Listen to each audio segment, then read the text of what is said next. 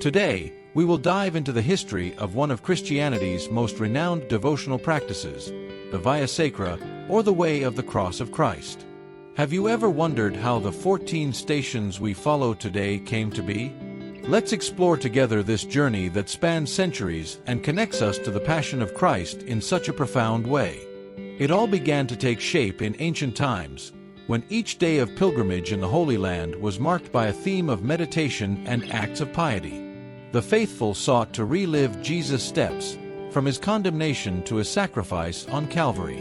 In 1187, the first itinerary tracing the path Jesus walked emerged. By the late 13th century, believers began dividing the Lord's Via Dolorosa into stages or stations.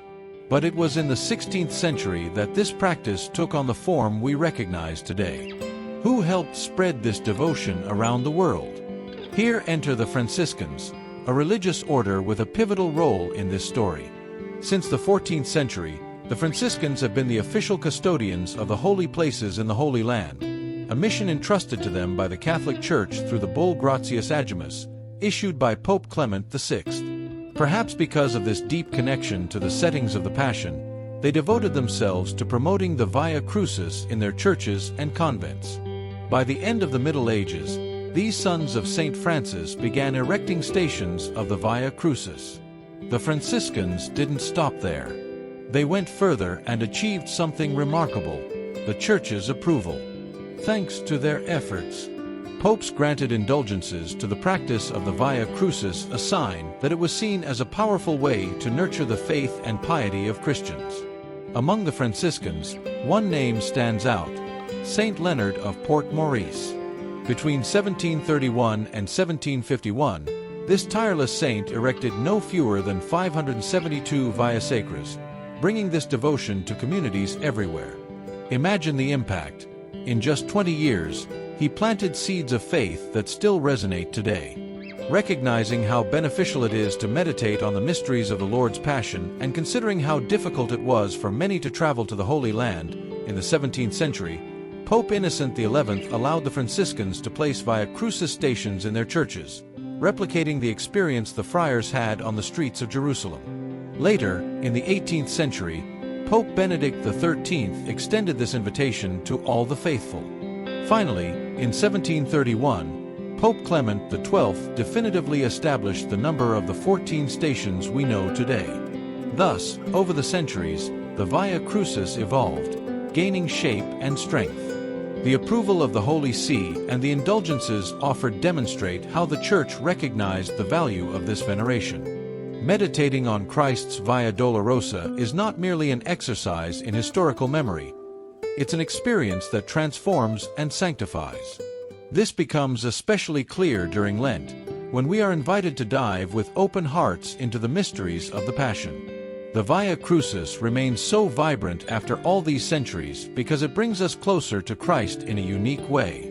Each station allows us to walk with him, to feel his suffering, his surrender, his love. It's a devotion that not only recalls but renews the faith of Christians, generation after generation. That's why, in this special season, it's worth embracing the spiritual fruits the Via Crucis offers. The Via Crucis is a spiritual journey that invites us to accompany Jesus Christ in his final moments, from his condemnation to his crucifixion and burial. These are the 14 stations of this devotion that guide us through a path of suffering, love, and redemption. Let's explore each one and reflect on what they represent. First station: Jesus is condemned to death.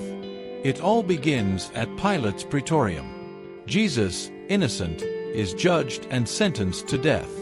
Before a crowd clamoring for his crucifixion, he accepts his fate in silence, bearing the sins of the world upon himself. Second station: Jesus carries the cross. A heavy wooden cross is placed on his shoulders. Bruised and weakened, Jesus embraces it, knowing it is the instrument of our salvation. Each step is an act of surrender. Third station: Jesus falls the first time. The weight of the cross is too much. Jesus falls beneath it, but he doesn't give up.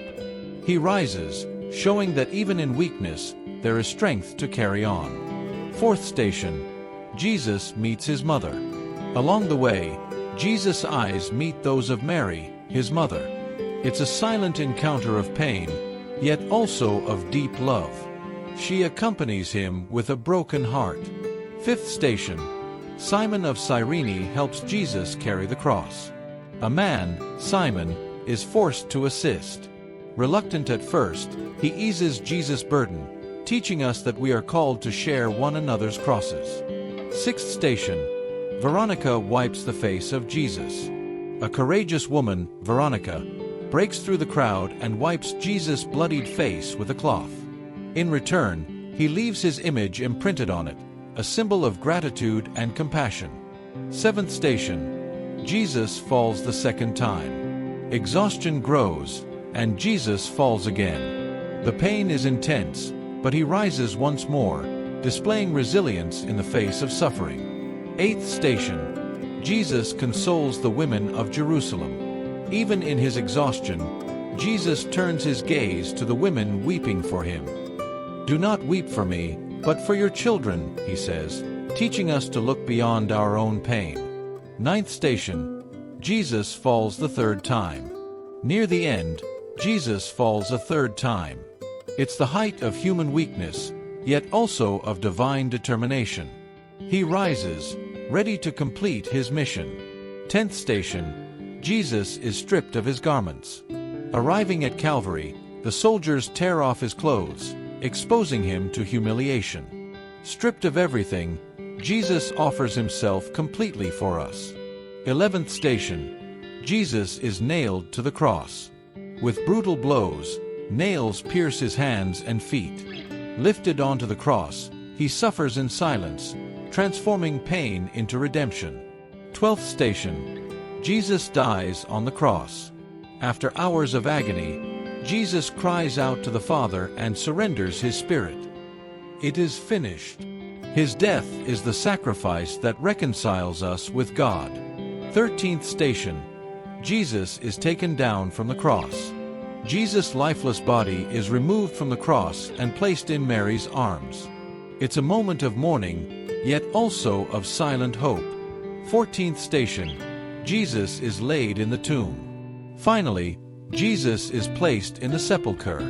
The stone is rolled shut, and silence falls. But this is not the end. It's the prelude to the resurrection. These 14 stations lead us from judgment to the grave, but also from suffering to the promise of eternal life. The Via Crucis is not just a remembrance.